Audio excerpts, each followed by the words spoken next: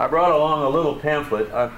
I'm sure that many of you are aware that the Lincoln Life Insurance Company had a wonderful museum in Fort Wayne, Indiana, and gained quite a reputation. Very unfortunately, it has just closed, and I'm not sure what's happening to all the manuscripts and the books and the artifacts. I'm sure somebody's going to buy it, but they produced this guide to starting a Lincoln library.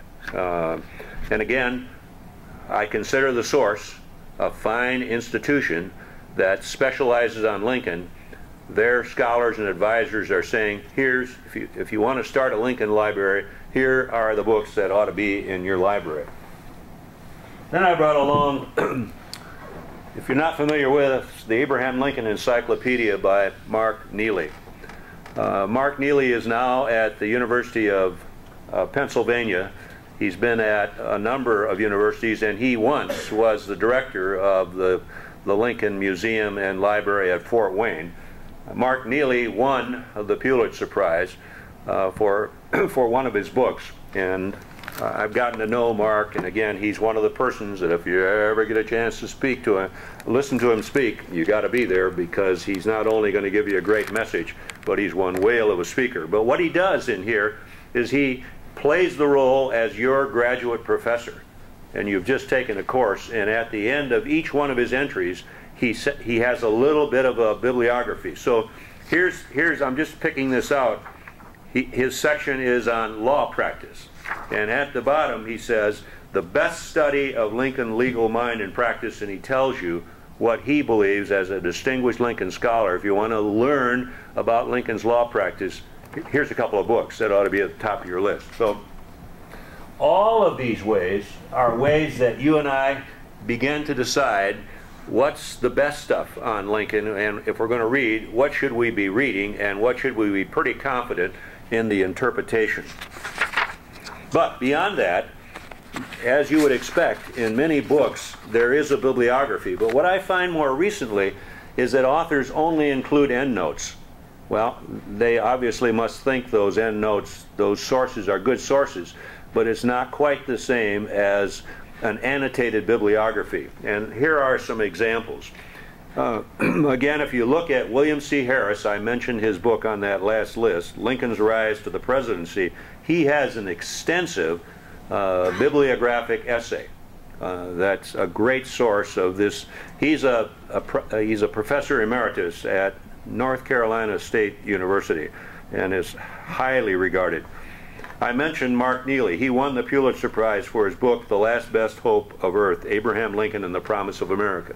Mark Neely, again, has a bibliography that is helpful. And then I've really touted William Lee Miller and his book, Lincoln's Virtues and Ethical Biography, has some good information also, as well as David Donald's little tiny book called Lincoln, which we'll talk about in a few minutes.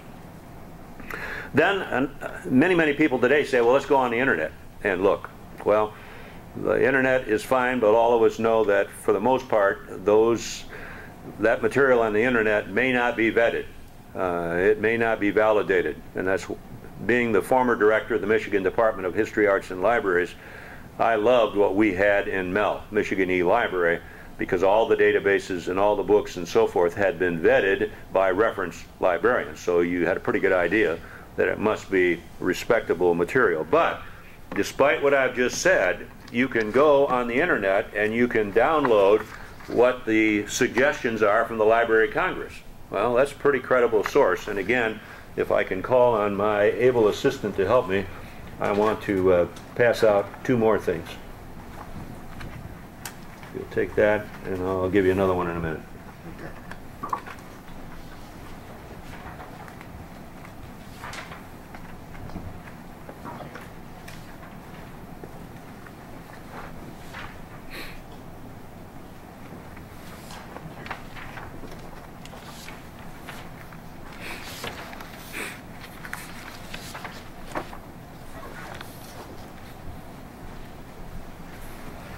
Thank you.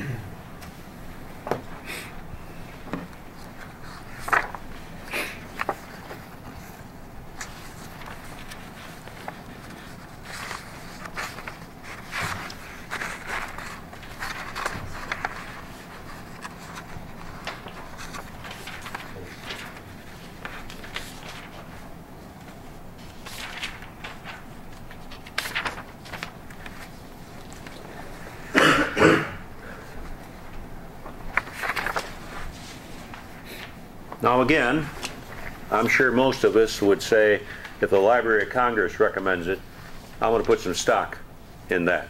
And this is just an excellent resource guide, and it isn't overwhelming. I didn't count up how many things are on the list, so they've been very, very selective.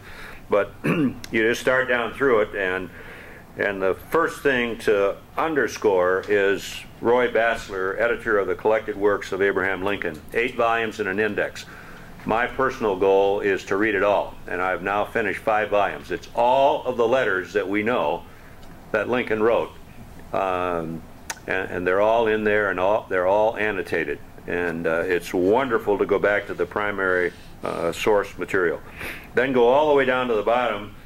Don E. Fehrenbacher, he's passed away, but he was a former distinguished professor at Stanford University. And when you see the name Fehrenbacher, pick it up, because it's really good. Then on the second page, they share with us what the Library of Congress thinks are the best biographies of Lincoln. And you can see, and I'll come back to this, but Hauenstein is up first, and David Donald, and Gilknapp, he's passed away. He was a professor at Harvard. Down in the middle, Reinhard Luthen. I have not read this, but I hear over and over again this book being recommended. Stephen Oates down a little bit further, and the last 3 on the list, Poluden, Randall, Carl Sandburg,